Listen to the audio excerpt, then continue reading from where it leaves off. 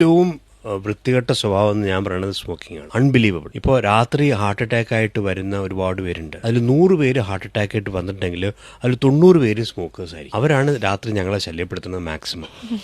That is as bad as it gets. Singularly പറയുകയാണെങ്കിൽ ഒരു pack years എന്ന് പറയും. ഒരു പാക്ക് ഒരു കൊല്ലം വലിച്ച ഒരു പാക്ക് ഇയർ ഒരു 5 പാക്ക് ഇയർ കഴിഞ്ഞാൽ you are in bad trouble. So 5 pack year phenomenally bad trouble. അത് കഴിഞ്ഞിട്ട് നിങ്ങൾ ചില ഭാഗ്യവാന്മാരുണ്ട്, ഹാർട്ട് അറ്റാക്ക് വരില്ല, അങ്ങനെ രക്ഷപ്പെട്ടു പോകും. അവന് ക്യാൻസർ വരും. അപ്പൊ അതുകൊണ്ട് രക്ഷപ്പെട്ടു എന്ന് വിചാരിക്കരുത്. ഇനി ഹാർട്ട് അറ്റാക്കും ക്യാൻസറും വരാത്ത ഹതഭാഗ്യനുണ്ടെങ്കിൽ അവന് COPD എന്നുള്ളൊരു അസുഖം വരും. അത് കാരണം ശ്വാസം മുട്ടിയിട്ട് ഒരു 2 അടി നടക്കാൻ പറ്റില്ല. അവിടെ ഇങ്ങനെ അനങ്ങാണ്ട് ബെഡിൽ കിടക്കണം. ഇങ്ങോട്ട് തിരിഞ്ഞ ശ്വാസം മുട്ടും, അങ്ങോട്ട് തിരിഞ്ഞ ശ്വാസം മുട്ടും. ഏതാണ് ദൈവം കരുതി വെച്ചിട്ടുള്ളതെന്ന് എനിക്കറിയില്ല. So smoking is singularly the worst habit that you can ever develop. അപ്പോൾ ഞാൻ എൻ്റെ പേഷ്യന്റ് സ്മോക്കർ ആണെങ്കിൽ അയാളെ കൊണ്ട് നിർത്തിച്ചിട്ട് അയാളുടെ പണിഷ്മെന്റ് അയാളുടെ ഫ്രണ്ട് ഗ്രൂപ്പിൽ നിന്ന് 5 പേരെ സ്മോക്കിംഗ് വിടിപ്പിക്കുക എന്നുള്ളത്.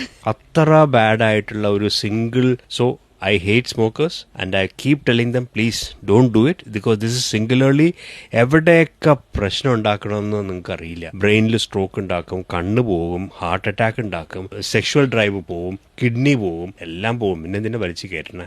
ഏതെങ്കിലും ഒരു കാര്യം നിങ്ങൾക്ക് ജീവിതത്തിൽ അവോയ്ഡ് ചെയ്യാനോ അതോ തുടങ്ങിയിട്ടുണ്ടെങ്കിൽ നിർത്താനോ ഉണ്ടെങ്കിൽ അത് smoking. It is the worst thing you can do to yourself in this life.